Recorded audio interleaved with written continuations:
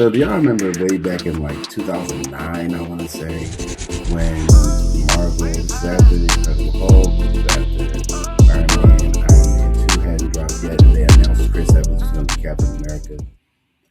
And I just remember thinking at the time, wow, Human Torch, Push, that guy's going to be Captain America. And I said, well, we'll see. And I am so glad that decision happened because 15 years ago, when Captain America hit theaters back in 2011, it had one of the toughest jobs emerging into the MCU. Remember, this was still infantry stage MCU. And it needed audience to be able to like realize that they could embrace a hero wrapped in the American flag during World War II. And is he going to make sense to the overall narrative of being in the Avengers next year? He's Captain America, of course he makes sense. But to the modern day audience, is Captain America by that point was like straight up low B list, probably maybe even high C list. Captain America was not a household superhero, and this is the turning point. But 15 years later, right? The First Avenger is literally like one of the most heartfelt, underrated origin stories.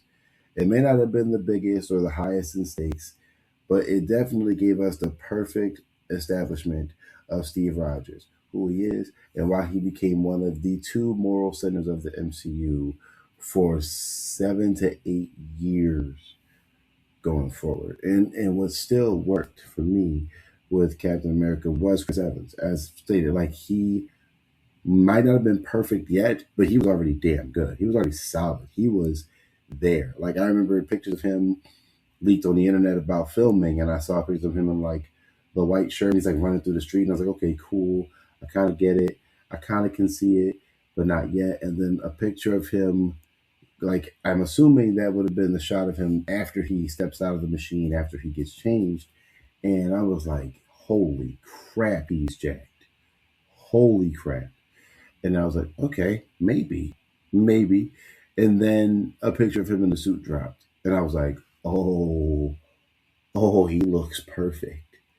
Holy crap. They really took Human Torch and turned him into a 1942 look of Captain America. And before the serum, Steve is like physically weak, but he's morally strong. It makes the character work. It actually does. It actually makes you want him to become Captain America. And it understood, what the film understood was that Captain America isn't a hero because he got the powers. He isn't a hero because he got the serum. He isn't a hero because he had the shield, because he was already brave. He was already heroic. He already had the personality and the goal to go the distance to be a hero. But remember the line that really stood out was, I don't want to kill anyone. I don't like bullies. I don't care where they're from. It like actually shows us who he is as an individual. Being a guy who got beat up in multiple alleyways and behind a dumpster, and the first time we see him, or maybe like the second time. Yeah, the first time, because that like that argument in the theater, he gets the shit beat out of him. And it's rough to see because you're like, man, he's a brave dude, but he's also, you know, he's easy to beat up. But the setting of World War II, I gotta say, the movie did a good job. This was a period movie. Mind you, this is the first period piece we kind of get in the MCU because it takes place the entire time in 1943, 4, 5, around that area. And Joe Johnston, this is the guy who did Jurassic Park 3, by the way. Like the director. He leans heavily into like that classic war movie pulp serial feel like that. Like military uniforms look really good. The propaganda posters, Cap going out there performing and doing all those stage things. Even though that's like my least favorite part of the movie, I really feel like that section could have not been in the film, and I feel like Captain America will probably flow a lot better. Like that feels like a big momentum stopper to me. But I love the fact that they put it in there also because it's like, yeah, that's pretty much what it was back then. Go to war, fight for the country, do what you got to do to be an American citizen. And like that was like pretty much the deal. So like I guess it makes sense to be there more so than not because it shows the propaganda, the selling, the brainwashing, quote unquote, to get people to go into the soldier service. So yeah, but the identity for Cap One's still there for that 1940s feeling. It just did such good numbers at a time where we weren't even really ready for something like that. We had no idea what the MCU would turn into beyond this point. Now, something that I think doesn't feel quite as strong, but not as bad, is like his friendship with Bucky, because we see him with Bucky, and usually Bucky's supposed to be the teenage sidekick, his Robin, but in this, Bucky's like the suave guy who gets all the girls, and he's already going into the service and this and the third, which was a nice change. And I 100% stand by the opinion that Sebastian Stan wasn't cast to be Bucky. He was 100% cast with the idea that he would be Winter Soldier. And that came to fruition. And yes, it shows. Now, after the Winter Soldier and Civil War, the scenes actually do carry more weight, but that's after we got two other movies with them together.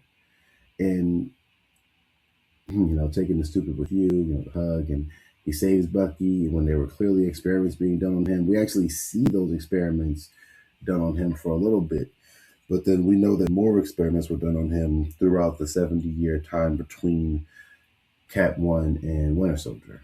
Yeah, that's one of my favorite MCU movies, Winter Soldier.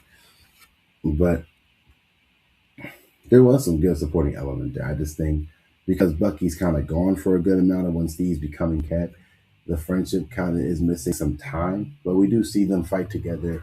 But then Bucky ends up getting, dropped off the train and landing in the Alps. And then next thing you know, had to set up the Winter Soldier sequence, and then also setting up the future more so than that. One of the only real downs of Cap 1 is that it's very much like, oh, we got to get Steve to the future as fast as we can. And we also have to make sure Bucky gets off because we got to set up for Winter Soldier. But all in all, it's still pretty solid. And I will say that the final scene, I'll wait for that. I'll wait for that. I'm going to go into something like, I will say, I do think Hugo Weaving was a great choice. I think Hugo Weaving might have been the best possible choice for Red Skull. I just feel like Red Skull's kind of underdone. Like, you remember that scene. You remember that scene when he first takes off his mask and he reveals that he's really Red Skull. And you already know because he's Schmidt. But you're like, damn, that scene is cool. It looks good. The practical makeup looks perfect. He looks like Red Skull. He looks straight out the comics. Red Skull, Hugo Weaving's got the voice. He's got the performance. We got it going on. But he doesn't really receive a lot of development as he could have. But that's why I'm saying, like, that whole middle section could have probably dedicated more time to that. But they gave us all, they kind of overdid the performing section. And as a Nazi symbol, he's expected this extremism, obsession with power. But compared to some later MCU villains like Thanos, Killmonger, it just, he feels kind of one dimensional. So, yeah. But now when it gets into like the third act, I like the third act. I really like the fact that like after Bucky dies, quote unquote, and Steve's ready for war, he goes in blazing, just ready to take him out. The battle to me is great. I love that it starts on like a base. He ends up inside the base, then he ends up on that plane, and then it just goes from there. Where he has to, like I said, we have to get Steve to the future as fast as possible because we have to set up for Avengers next year. So it's like, okay, I get it. It is a little rushed, but I still really like this, like the way he does it, because it's a lot of rubber. He crashes the plane by choice into the Arctic. It goes down. He sings. He's frozen. Peggy's crying. That romance setup is beautiful, by the way.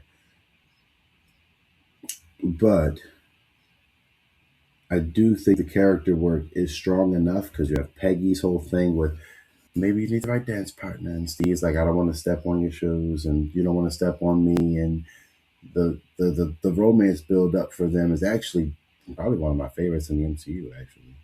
And when he finally goes under and she's sad and he's gone, it does work. The character work is there enough where it feels earned. And you do want Steve to stay with Peggy, but he has to go to the future. So when he wakes up at the end and he's just like, man, I had a date, it's like, ow. Like, I still get hurt. I still get hurt. at that end scene because that hurts like a mug. That cuts like a knife, bro. He just wakes up and realizes that everything's not the same. He's like, okay, something's not right. The game that plays, he's like, bro, I was at that game. Like, what are you talking about? And they're like, oh, crap. And then he busts out, runs through Times Square, realizes this is not the New York he left behind. That is like, oh, my goodness. I love S.H.I.E.L.D. here because I like that Fury at least was like, I tried to bring it to you slowly, but it wasn't going to work out like that. And man, I'm getting a little choked up talking about the ending because it just hurts, man. But it doesn't matter still. I think if you revisit the first Avenger now, you're watching an origin story, but you're watching a beginning of one of the most poignant MCU character journeys. You're watching Steve go from Steve Rogers to Captain America to one of the greatest heroes to exist in the MCU and on comic book film today. And it